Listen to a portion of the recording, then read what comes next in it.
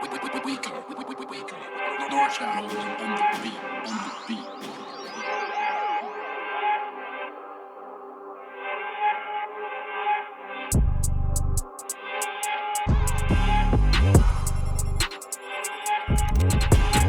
up, everybody? This is Coach Coventry, coach at Immaculata, but representing OHSF with this all-decade list, adding another receiver to the list, another great receiver out of a great high school here in the east end of Ottawa. I'm going to let him do his own intro, and I'm going to stop talking.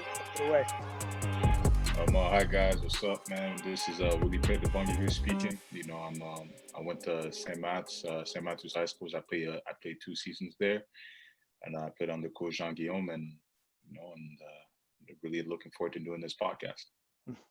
We appreciate you having you on, and the 2 years that you played, could you mention those? Which was 2016, 2017, I believe. Yeah, 2016 and 2017. Yeah. So those are some really dominant years. That was the start of that St. Matt's dynasty right there. So I mean, the very integral years for Coach Jean, yourself, and of course led to bigger and better things. But before we get into that stuff, I'd love to kind of hear your background story as to how you got into football and where you're from, what your influences are, and talk about everything in between before getting into the high school game.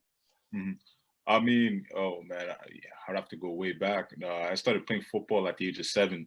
I was brought up in a pretty rough neighborhood. Growing up. When I was a kid, I used to hang around the wrong crowds. My dad saw that, and he wanted me to be more involved in sports. And try to see if I could, he basically put me in a football to take me away from my reality, which was growing up in a bad neighborhood. You seen a lot of things growing up. You've seen things from drugs to fights, to gunfights, and to all sorts of things. So that was basically it. My dad put me into football just to take me away from reality. At first, my mom wasn't about it, but she said, anything to keep me out of trouble, basically. And she didn't think that I would take it this far, and to the point where I'm still playing at the age of 21. I fell in love with the game. I fell in love with every single thing that it taught me, because it brought me a lot to my life. And I can honestly say that it probably saved my life in a lot of ways. Yeah. And I feel like a lot of people can speak to that also. Yeah. And so in terms of that, you're from Ottawa originally, or? Yeah. Mm-hmm. And so growing up in that neighborhood, what was the neighborhood itself? Vanier.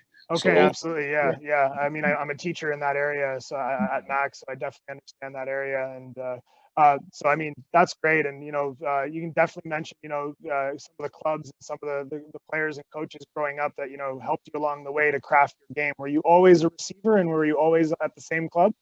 No, actually, I started off as you guys are gonna laugh, but I started off as a center, as a goal lineman. The funny thing is, my quarterback back in the day was Patrice Rene. He was also on the list. So I was snapping him the ball, and I played my first years with him. And then a year later, I transferred over to the North Gloucester Giants, which I played, I think, 3 years there. Mm-hmm. Actually, 3 years there. I played 3 years there. I played under my coach Steve Smith. He was rough, you know what I mean? But he kept me really disciplined, and he kept me really grounded. A lot of people might say that back then I was a little bit of a hard kid to deal with, but he kept me grounded, and he played me at running back, because back then I was just all speed. I was just bigger and faster than all the other guys, so that just helped me a lot. And I was really like just finding my way through guys and going for scores and stuff and things of that nature. So I really started off as a running back. Mm-hmm. That's great. And so going from there, going all the way up to your first year in grade 9 and 10, where what high school were you at before St. Matt's? Oh, I went to a couple of high schools. I started off in grade 7. I went to Samuel Genet, but throughout those years I was still playing football. I was still playing football. I was playing club. I played for Gloucester Giants. I played, as I said, the East Generals. Then I played for the Giants, and then I moved to Orleans, and where I started playing for the Cumberland Panthers. Yeah. And but throughout the years, I started off grade 7 and 8. I went to Samuel Genet, which was a French school, and then I transferred over to Franco Cité, another French school. And then I went to L'Oreal, another French school, and then Coach Jean gave me the call and said, "Hey, yo, come through the St. Matt's." I said, "No doubt," and then I just transferred over to St. Matt's, and quite the journey on the high schools there. But obviously, looking back at those high schools, not many of them had football programs. If any, I think Franco would have been the only one at that point. So obviously, at that point, it's one of those things where you're just playing with what you have at that, and you couldn't play high school ball. So nothing against you on there. I totally understand that route. But when you finally decided to make that jump to varsity and St. Matt's, I'd love for you to talk about those 2 years, because let's be honest, that's the start of that St. Matt's dynasty from 2016 on, right? So that created a lot of big names out of the East End that were, shout outs to St. Pete's, but we're not St. Pete's. And so, sorry, I'm alumni. I got to drop that sometimes. But I totally respect the Coach Jean thing and what's going on there. And I thought he did a great job. But I'd love to hear about those 2 years and take me through that 2016 season and what you were going through. Oh man, honestly, like it was at the time I didn't know, but it was amazing. You know what I mean? I knew it was great going on, but I didn't, looking back on it now, I'm seeing how much of a blessing that year was, because of because it all started with Coach Jean. You know what I mean? He set the tone from the jump, and he brought a lot of guys. He brought a lot of guys in, and one thing we all had in common was that we all loved the game of football. So in the way we prepared for the game and the way we trained and we worked, and our practices were tough, and for a high school team in Ottawa, if you would have sat through one of our practices, you couldn't believe it. You know what I mean? The amount of running, the amount of preparation that we put into the games and stuff like that, and how disciplined we were, and every single thing Coach Jean said, it went. But the biggest thing about that team was the chemistry that we had. Guys, we generally enjoyed each other's company. You know what I mean? Not just in football, but even during school. You know what I'm saying? And some might even say, even kids around the school would say that that was their best year at St. Matt's, simply because the football guys were there, because of how in school, we weren't always to ourselves. You know what I mean? We weren't always we're the football team, we're going to stick together. Now we branched out. You know what I mean? I myself, I was talking to everybody in every single grade. You know what I mean? I had a relationship with everyone, and I feel like I made everybody feel comfortable in the sense that they can come and talk to me about, anything. And I was a clown in high school, you know what I mean? A big man on campus, and just talking to everybody. And it was a really great year, because I made a lot of friends, not just football wise, but you know what I mean? And just in the school in general, and I grew a lot, and I credit a lot of that to Coach Jean, because that's what Coach Jean told us to do. He said, make sure that when you guys are in school, you guys don't just stick to each other. You know what I'm saying? And seeing the way he went about it too, Coach Jean was that teacher that said hi to every student that walked by. You know what I mean? And as a football team, as a player, when you see your coach doing that, it pushes you to do that also. You know what I'm saying? And that's how I got it started. You know what I mean? So I remember I was in grade 12. I was talking to you know what I mean? Some grade 7s would see me in the hallway. They'd be like, "Hey, Willy," you know what I mean? And, I just, say what's up, and we would talk a little bit, and, I would ask them, "Hey, you guys coming out to the game?" and stuff like that. They were like, yeah. They were all really amped for it. And, it was a really good 2 years there. Obviously, what we did on the field speaks for itself. Basically we dominated, you know what I mean? But I'm not gonna take away from any of the talent that we had, because we were loaded that year, but it was really the work that we put in. You know what I'm saying? Yeah. The work that we put in. I would argue it's a combination of both. Honestly, you guys put the work in, but when hard work meets talent, I mean, great things happen, right? It's always for sure. Yeah. And at that point, it culminated. You guys all came together at the right time, and like you said, you were pushed by Coach Jean.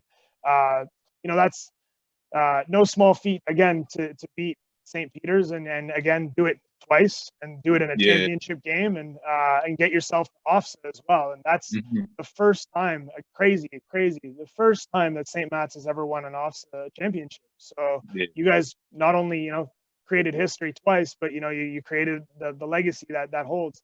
And I'd love for you to talk about some of those games in that season, like 2016 for you personally? Like, do you have any memories that you like, a couple plays that just stick out for you in general? Yeah. I don't even know where to begin, but like, I mean, the biggest play for me was the first play of the whole year. I remember it was I was back there returning with Ted Kabongo, and first play of the whole season, home opener, against St. Pete's, of course. You know what I mean? They kick us the ball, and Ted gets it and just takes it to the house. I remember just going for a block and just cracking down on somebody, and I just see him running down the sideline. You know what I'm saying? Oof. I got so many plays, man. Like later on in that game, I had a really big catch. I had a really big catch in that game. I had a couple big plays during that game. But one play that sticks with me the most was the one against St. Joe's. I'd say I was a returner. And that's the play Coach I was telling you about, where he said that, if you get the ball, don't go take it back to the house. But I was like, yo, Coach, like, you know what I mean? And I told him, I said, Coach, if he kicks it to me, I'm taking it. You know what I'm saying? And so basically, I knew what they wanted to do. They wanted to kick it out of bounds. So what I did is, I did what I hinted. Like, I remember I lined up right on the numbers, on the boundary side, right on the numbers. And then I'm like, God, this guy's gonna try to kick it out of bounds, And we had a really weird punt return formation, because we had 3 returners in the back there. It was weird, but Coach John's way of doing things. Yeah. So I was like, whatever, But so I lined up right on the numbers, and he kicks the ball, and I'm like, all right, cool, I'm about to catch it. So everybody's thinking it's going out of bounds. So I catch the ball right before it goes out of bounds. Like I think my foot was like right, like, not on the line, but right before the line. I catch it. I look at the left. I'm like, oh, damn, cool. I'm still in. So I just take it back. I make a couple guys miss. But the biggest thing about that play was that just the blocking that was just happening right in front of me. It was just amazing. You know what I mean? And I know my boy Cali threw a really big block, and and Cali's always the one, like, if he throws a big block for you, he'll let you know he threw a big block.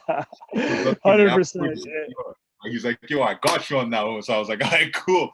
So yeah, man. I think that play was the biggest one, I'd say, for myself at least. One of many, for sure, absolutely. And then even just getting, beating St. Pete's in the championship and getting to OHSF. Talk to me about that OHSF life, and that mentality of being at OHSF. What's that about?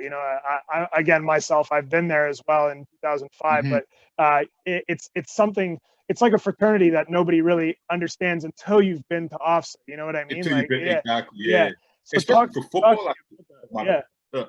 Especially for football, I feel like it's really big, because it's only one game, right? Mm-hmm. You know what I'm saying? You only got one game, so it's one and done. But once again, I like, as you grow, you realize a lot of things. You know what I mean? That you didn't know as a when you were younger. You know what I'm saying? And I give a lot of credits to Coach Jean, because he kept us focused. You know what I mean? I remember when we lost that one game during our regular season, the night game against St. Pete's, his whole coaching philosophy just changed. You know what I'm saying? He was already strict, but he became even more strict, in the sense where we weren't even allowed to celebrate after we scored. You know what I'm saying? And he told us, hey, yo, this is strictly business now. We go in, we beat these guys, we score, you give the ball to the referee, no jumping, no nothing, and that's it. You know what I mean? And that's what led to the 42-0 in the city finals. You know what I mean? And then that translated to OHSF, especially in the way we prepared. You know what I'm saying? Sitting down, watching film as a team. You know what I mean? In his room after practices and things of that nature. You know what I mean? But for Coach Jean, like that trip to OHSF, it wasn't a vacation.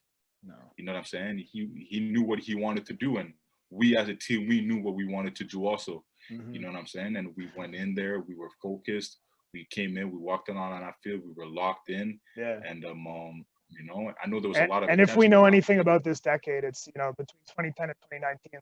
Let's be honest, the Toronto teams and the London teams and stuff, they come down to OHSF and they look at Ottawa and they go, just another game, right? And I'm assuming Michael Power was, probably thinking, coming in, they're a Toronto school, they're probably thinking, just some Ottawa team, we got this in the bag. and then you guys gave them the shock of their lives, and like Gave it, talk gave it me, to yeah, talk me through that game for sure. that game. Oh man, honestly, like that game was it was it was it was a really good game, but it was weird because I don't think I've ever been so focused in my life. You know what I'm saying? Because of that game meant. You know what I mean? And we knew that we had a chance to make history for the city of Ottawa. You know what I'm saying? And it was funny because the Red Blacks were also playing in the Grey Cup that year. You know what I'm saying? So we were like, hey, yo, basically we didn't tell them that, but we're like, you guys hold it down, we'll hold it down for the city too. You know what I'm saying? But Yeah. nah, man, it was I remember that game. We started off a little shaky. You know what I'm saying? We started off a little shaky, but the defense definitely held their own. That defense was serious. You know what I mean? But our offense, well, we started off a little shaky, but once again, we just had so many playmakers all over the field that it didn't even matter who got the ball. I know Kean had a really big play, a couple big plays that game. Jonathan Mufuta, he had a couple big plays too. We were missing one of our best weapons, which was Ted Kubongo. He wasn't allowed to play, but we had to recover next man up mentality. You know what I mean? And I had a couple big plays. I had a big return that game also. But honestly, like we installed a new formation, and where Jamal Mavinga was we had sort of like a wildcat formation, and Kojan like basically said, yo, we're gonna run the ball. You know what I mean? Me as a receiver, I'm like, all right, cool, whatever. But honestly, and from that game, I threw a lot of big blocks. You know what I'm saying? I had a lot of big blocks in that game, which I'm really happy about. And yeah, man, I look back on that game and I'm like, after that game, I don't think I've ever been so happy. You know what I mean? Because not just because we won a football game, but because with the people I did it with. You know what I'm saying? And at the time, Coach Jean always said that the most important championship is the high school championship. You know what I mean? And I didn't understand it back then. I'm like, nah, I'm sure the national championship at NCAA is pretty big too. And the Super Bowl or the Grey Cup is just as big. But looking back on it now, like, nah, definitely like the high school championship is a very important one, because those are like basically bonds that can last a lifetime. And those are things that because 20 you years guys from all now. end up going to different journeys and stuff like that. Exactly. But at the end of the day, when you come back, you all have that common bond. Like, hey, we won that championship together, and wherever you guys end up, you guys will always have that, and that's a pretty cool thing. And respect to you guys again getting that done in 2016. And you got there again the year after in 2017. So I mean, again, just talk me through that 2017 season too, because 2017. yeah. For me, 2017 was it was a tough year because I hurt myself the first game of the season. I was basically out for the entire year. But once again, back then I thought that it was that injury was probably I thought that it was the worst thing that could ever happen to me as a football player, but it ended up being probably the best thing that could happen to me as a person, because of the personal growth that I had to go through, you know what I mean? And Coach Sean was with me every step of the way, and he knew how hard it was for me. And as soon as I got hurt, he was the first person that I saw. He was there, and he always checked up on me, always made sure I was okay, but that year was it was really tough mentally more than physically, because I knew that we had a lot of guys leaving, a lot of our good players were leaving, you know what I mean? And I was basically like the oldest guy on the team, and I knew I had a lot of like load on me that year. And so when I got hurt, I really felt like I let a lot of people down. You know what I mean? And I felt like I let myself down too, but I was really mad that year, I was really, really mad. But honestly, like looking back on it now, and I realized that it was probably the best thing because of who I am now as a person, thanks to that, thanks to having gone through that, because I've learned that not to take anything for granted. You know what I mean? Each step you take is a blessing. I truly believe that, because I went through a period where I wasn't able to walk. And now that I'm back and I'm 100% healthy, every single time I lace them up, to me, I don't take it for granted. And that's why whenever I get back on the field, I leave it all out there, because once again, with this life that we live in, you never know You know what I mean? Anything could happen, especially with the game of football being the game that it is and being how physique that it is you never know, you know. But in general, like that team, that 2017, it was a good team. We had a really good team. Not as good as the previous year, but a lot of young guys got their chance to prove their stripes, you know.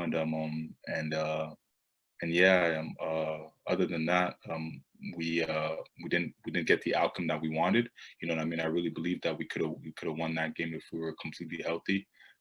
But Yeah. you know, Sometimes you know, seasons happens the way they do, exactly, and you know yeah, what? Looking back, like you said, it's one of those things where you look back and you go, personally, it might not have ended the way I wanted to in terms of my high school career, but you had that motivation to take that, to that next level and go yeah, that next level. And like you said, mhm, you had guys like Coach John, your corner, backing you and making sure that they were, yeah, there with you. And then even your teammates, guys like AK and stuff like that. I know yeah, for a fact he was mhm, going through a similar situation like yourself, yeah, where he got hurt and he was saying, I didn't know what was going on with me either.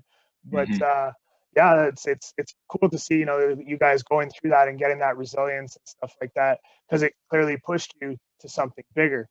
And mhm, from there, I'd love to hear about, like, because you were going through that injury, I'd love to hear about, the mentality of what you were going through in terms of the recruiting process, what was happening, as a grade 12 student due to the injury, and were things yeah. different, and were teams Oh, looking at you different? Yeah. I mean, recruiters, they still like I remember after that game. I remember after the Officer game in 2016. I've never seen so many recruiters in my life. It was insane. It was crazy. They stormed the field as soon as we got off, and I thought that I thought that it'd be different the year after. You know what I'm saying? But it was the same. I didn't play in the offset game the year after, but I still got approached by at least like 10 schools. You know what I'm saying? Hmm. And it really made me feel good because I'm like, yo, these coaches still believe in me. You know what I'm saying? They Yeah. still think that I could do something, and they still think I could come back and be the same, or if not a better player than I was before. And in terms of recruitment, nah, nothing really changed. Teams were still texting me and checking up on me and asking me if I wanted to come. I still went on recruiting visits and things of that nature. They still treated me the same. They offer me the same types of things. But yeah, in terms of recruiting, nah, nothing really changed. I guess they just knew that, you know what I mean, like of Yeah. what I've done in the past is, and but I also it speaks to I feel like most the recruiters knew about, like, and my work ethic, and they knew that Hmm. I'd be able to come back from this, Yeah. a better player. Now, did you always have your heart set on Guelph, or was there a number of schools that you were considering? What was going on there at Oh, the time? ooh, Yeah. man, back then, geez, I know I had Ottawa U. Ottawa U was on my list. I had Laurier. I had Guelph. UBC was a possibility also. Hanging out with Ted would have been good for sure. Yeah. He's doing Yeah, it big he there. was, he was pushing the envelope a little bit, but Yeah. I said nah, and I decided to roll with Guelph. You know, so yeah, I decided to go. At the time, I liked what was going on there. I liked where the team was heading, and I felt like it was at the time. I felt like it was the best decision for me. Mhm. So going from, that grade 12 year to ending up at Guelph, as we all know, as young student athletes, we think we're good in high school, and then you get to university, and it's a culture shock a little bit, right? Yeah. Oh Not many no. guys can just jump in and be Hmm. immediate starters day one. Uh, Hmm. Again, I would love to hear about how you approached that first year, that freshman season at Guelph, and Hmm. how young student athletes can learn from your first season at Guelph. Oh man, honestly, like for me, it was all right because I went into that year. I was 20 years old. You know what I Mhm. mean? A lot of guys in Canada, they go into their first year at like 17, 18. You Mhm. know what I mean? So like if I would have went in at 17, in terms of the mindset, I don't think I would have been ready for it. You know what I'm saying? But because that's because of the way the Canadian high school system is set up. It's not, you know what I mean, in terms of like training and weightlifting. You know what I mean? A lot of guys don't lift until they get to high school, to university. Mhm. You know what I'm saying? But Nah, for me, my personally, like in terms of like the field aspect and the football aspect, it wasn't a big shock because of the way that I prepared to go into that. You know what I mean? I feel like where I struggled a little bit was the mental aspect. You know what I mean? In terms of the game, you know what I mean? The game becomes a lot more complex. You know what I mean? And the playbook opens up a lot more, and you have to learn the speed of the game ups a little bit. But I feel like if you prepare physically, you should be fine. You know what I mean? But for me, like my biggest hurdle last year was definitely the mental aspect. You know what I mean? Grasping the playbook and things of that nature. But in terms of the physical aspect, I felt like I was physically ready to play at that level.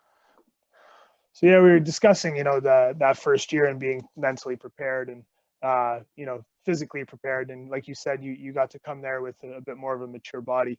But again, it touches on how important it is to grasp playbook at that point.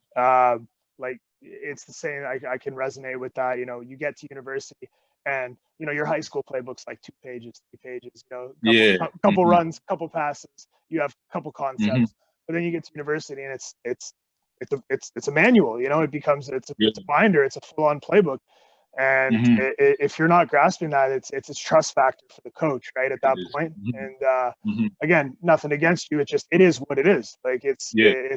it becomes that 90% mental, 10% physical. Because let's be honest, everybody's physically ready when you get there, right? Everyone wants Hmm. wants a shot at that, or should be Exactly. physically ready. So from there, for you, obviously didn't really happen the way you wanted it to. Again, in terms of getting on the field and whatnot.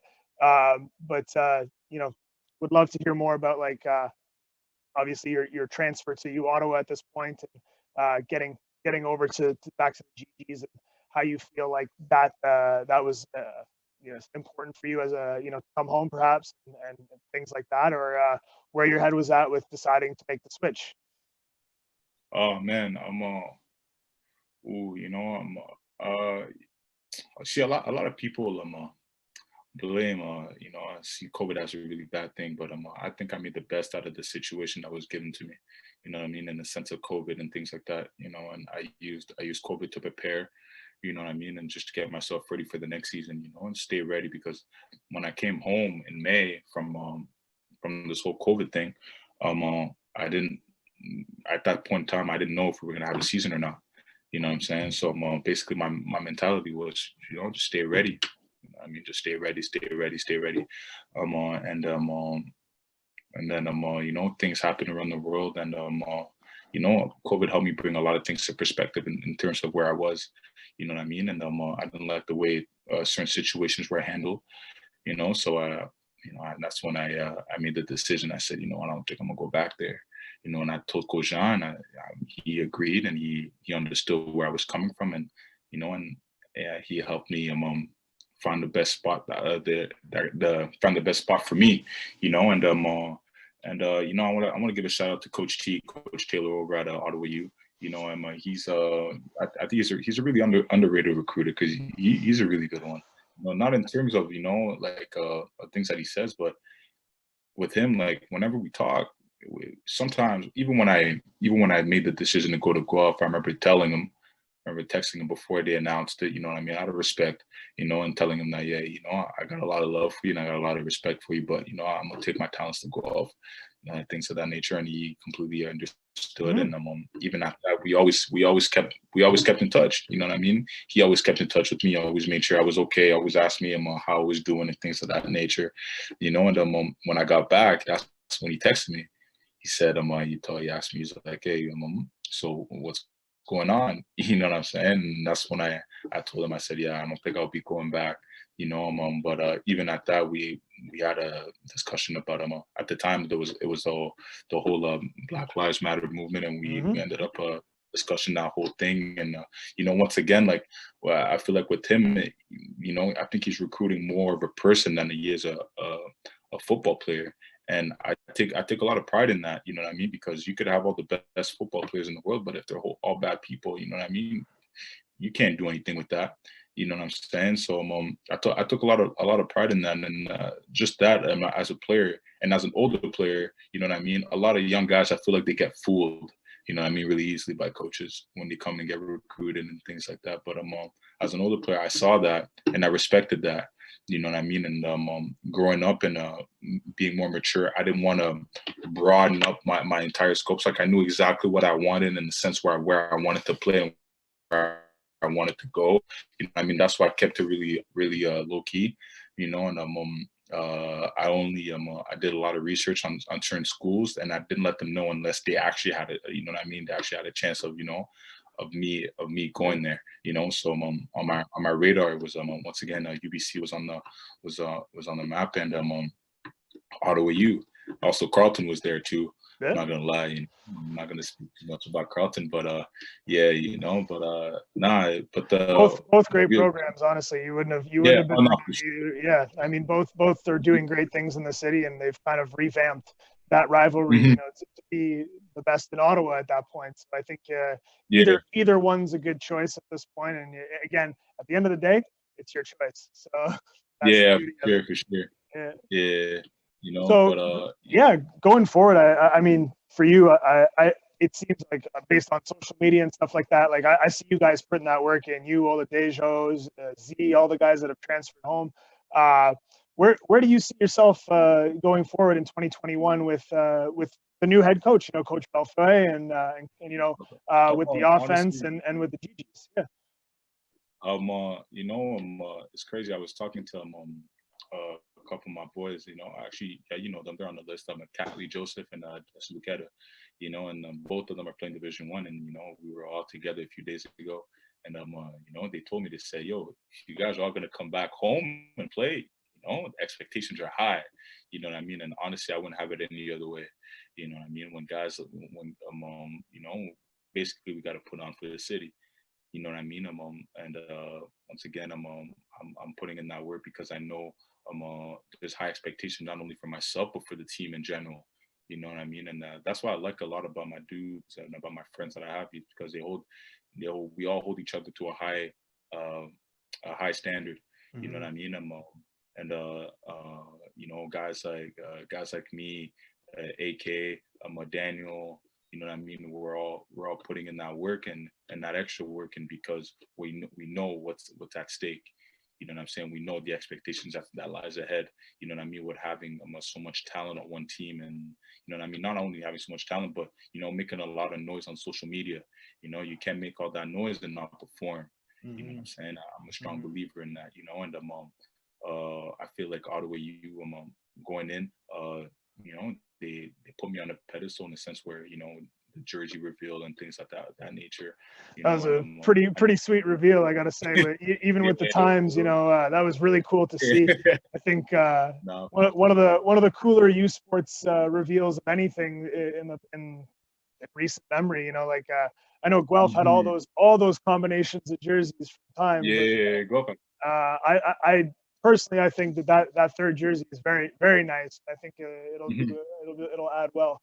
But for you, I think with the social media, just personally speaking, I think you're doing it for all the right reasons. You're not posting stuff that would impact anything negatively. It's just you're showing that you're putting the work in, and that's the part of things. And the whole point of, you know.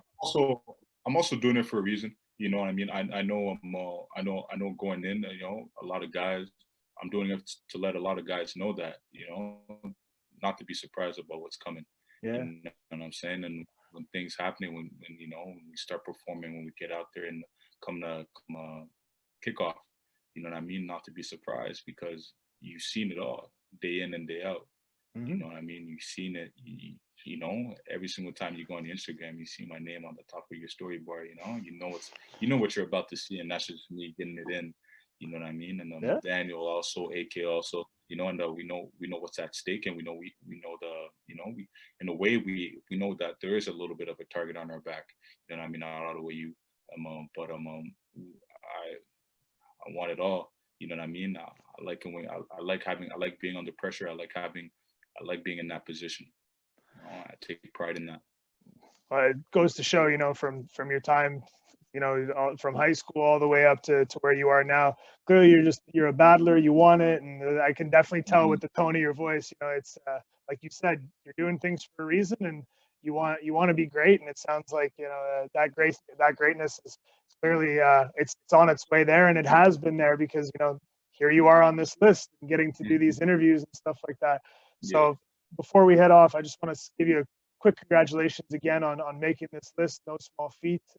So one, congratulations on being an all-decade receiver, and two, we really hope to see, you know, that Panda game in 2021, and the GGs doing some great things. You know, battling it out with not just the Ravens, but going for that Yates and that Vanier. You know, because as you said, the standard is high, and that's where we're at this point. Well, at this point, this is Coach Coventry signing off. Once again, adding a receiver to the OHSF All-Decade list, and wishing everybody here a Happy New Year, yourself, Willy, as well. And we really appreciate your time, and hope to see great things again in the new year. All the best. Appreciate it. Thank you. Take care.